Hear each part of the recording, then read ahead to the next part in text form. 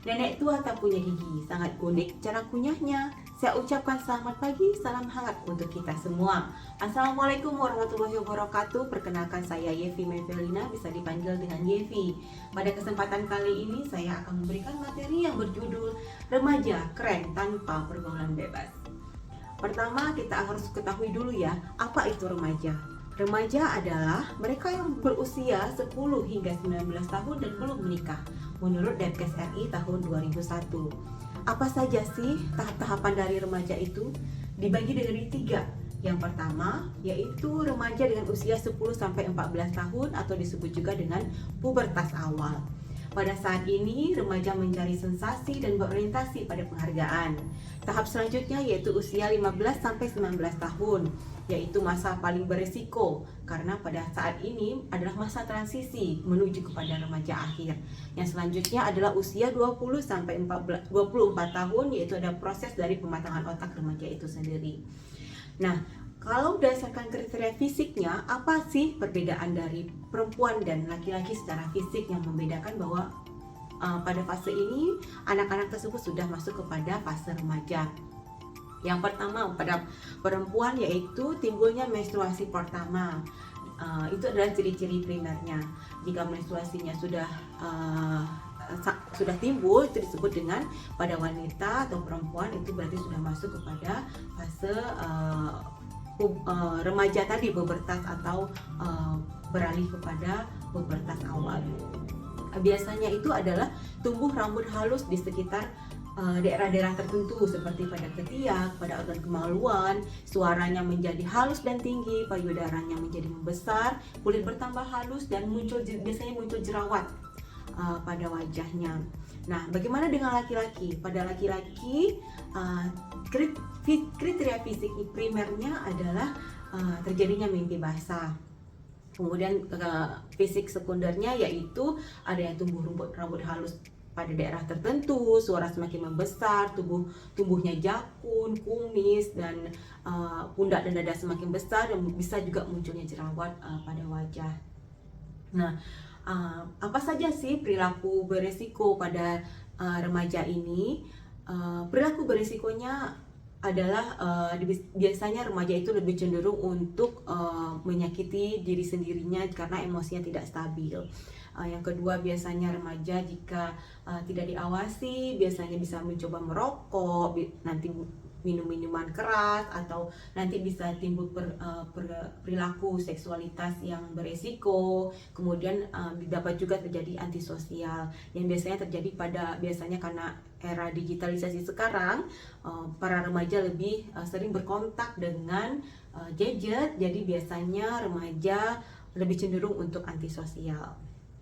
Nah, apa saja dampak perilaku bebas dari pergaulan bebas tersebut? Biasanya itu adalah akan terjadi jika tidak dapat mengontrol dirinya, mereka akan jatuh kepada pergaulan bebas. Bisa jadi nanti prestasinya menjadi menurun, meningkatnya kriminalitas, dan dapat terjadi pada fase akhirnya itu dapat terjadi hilangnya masa depan pada remaja tersebut.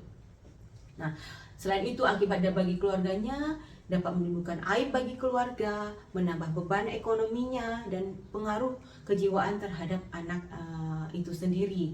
Dan bagi masyarakat tentunya sumber daya manusia juga menjadi menurun, terus meningkatnya kematian ibu dan bayi karena efek dari pergaulan bebas tadi, efek dari pergaulan yang seksualitas yang tidak terkontrol karena fase dari pubertas tadi tidak dapat mengontrol diri, maka dapat juga terjadinya peningkatan dari kematian ibu dan bayi, sehingga pada tahap akhir akan meningkatkan beban ekonomi pada masyarakat itu sendiri. Nah, bagaimana sih tips dan trik bagi adik-adik remaja untuk menghindari pergaulan bebas? Adik-adik yang pertama itu harus memperkuat pendidikan agama, terus harus dapat memilih teman, memperkuat hubungan dengan orang tua. Orang tua adalah tempat pertama kita harus dapat meminta saran dan memberikan